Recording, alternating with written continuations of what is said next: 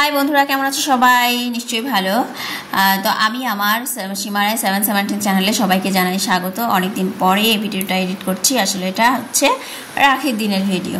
তো সকালবেলায় উঠে আমি কি করেছি, সকালবেলায় উঠে আমি হচ্ছে লুচি আর ছোলা তরকারি বানিয়েছিলাম।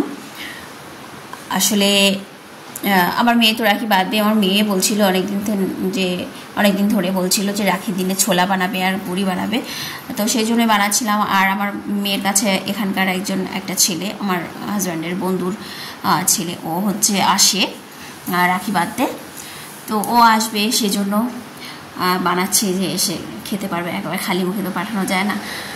তাই আবার আমাদের নেমন্তন্ন আছে, মানে নেমন্তন্ন বলতে কি, আমরা যাব আবার আমার হাজব্যান্ডের বোনদের বাড়িতে।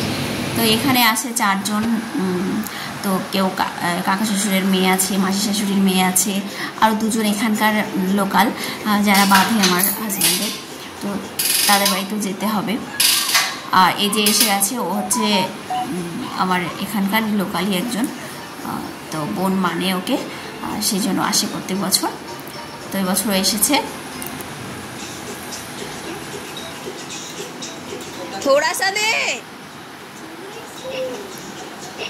আর আমার ছেলে তো কার্টুন দেখছে, একদম অবাক হয়ে গেছে। কার্টুন চললে তো কারোর কথা শুনবেও না, কিছুই না, এমন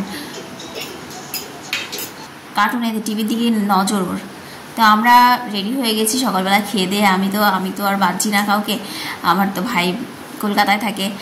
তো রেডি হয়ে গেছি, দেখো কেমন লাগছে আমাকে, সাজতে তো পাই না, যাই হোক। তো চলে এলাম প্রথম একটা ননদের বাড়িতে। আমার হাজব্যান্ড আগে এক ননদের বাড়ি থেকে বেঁধে এসছে, তারপরে এটা এসেছি আরেক ননদের বাড়িতে। তো আমাকেও রাখি বেঁধেছে ননদ। আর ওরা ওই যে ওর একটা দাদা, এখানে অনেক লোক থাকলে না অনেক আনন্দ হয়। এখানে হচ্ছে ওটা আমার ননদের ছেলে, ওকেও বেঁধেছে সবাই। তো একটা গিফট দিয়েছে ওদের কোনো এক বোনকে, ওখানে 3-4 জন বোন আছে ওর।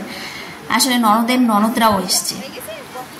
আর এখানে আমার ছেলেকেও বেঁধেছে, আমার ননদের মেয়ে।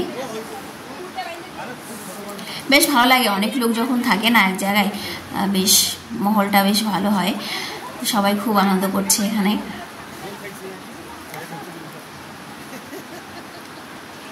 অল্প একটু সময়ের জন্য আসা, মনে করো একদিনের জন্য। আমি তো গেছি 1 ঘন্টাও হয়নি আমার, আর এই ফিরে যাচ্ছি।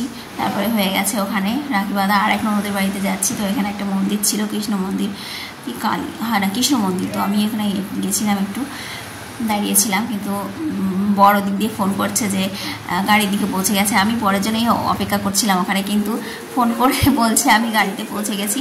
তো তাই আমরা আবার হেঁটে হেঁটে যাচ্ছিলাম। পরে আবার চলে এলাম আরেকটা ননদের বাড়িতে, একটু বিশ্রাম নিচ্ছিলাম এখানে এসে খেয়ে দিয়ে। আসলে খুব কষ্ট হয়ে গেছিলো গাড়ি জার্নি করে না, গাড়িতে উঠলেই আমার বমি আসে, মাথা ঘোরায়, কিন্তু বমি হয়নি অবশ্য, তবুও একটু কেমন যেন লাগছিল।